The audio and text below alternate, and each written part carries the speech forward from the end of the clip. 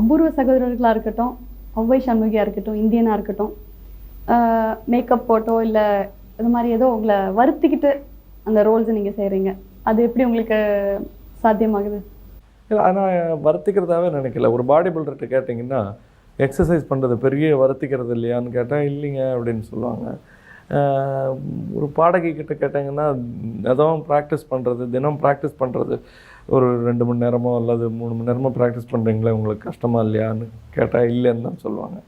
ஆக இது என்னுடைய தொழிலின் ஒரு பகுதியாகத்தான் நினைக்கிறேன். அதை வருத்துதல் நினச்சா மேக்கப்பே போடக்கூடாது. அதுவே எது வருத்திக் கொள்ளுதல்னா, பிடிக்காத ஒரு விஷயத்தை, தான் விரும்பாத ஒரு விஷயத்தை ஆடியன்ஸும் விரும்ப மாட்டாங்கன்னு தெரிஞ்சுக்கிட்டு பண்ணுறோமே, அதுதான் பெரிய வருத்தம். உதாரணத்துக்கு சொல்லணும்னா சிங்காரவேலன்னு சொல்லலாம்.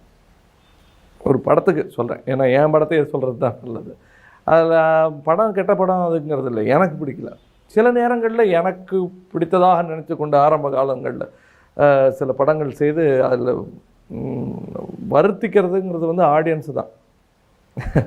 ஏன்னா நாம் ஏதோ பிரமாதமாக செய்துட்டதா நினச்சி அதை 3 மணி நேரம் ஆடியன்ஸ் உட்கார வச்சு தொல்லை கொடுக்குறோமே, அதுதான் பெரிய வருத்தம். எங்களுக்கு பிடிச்ச விஷயங்களை தான் நான் செய்கிறோம், இதுக்கு சம்பளம் வேறு கொடுக்குறாங்க. அதுதான் எனக்கு ஆச்சரியமாக படுது.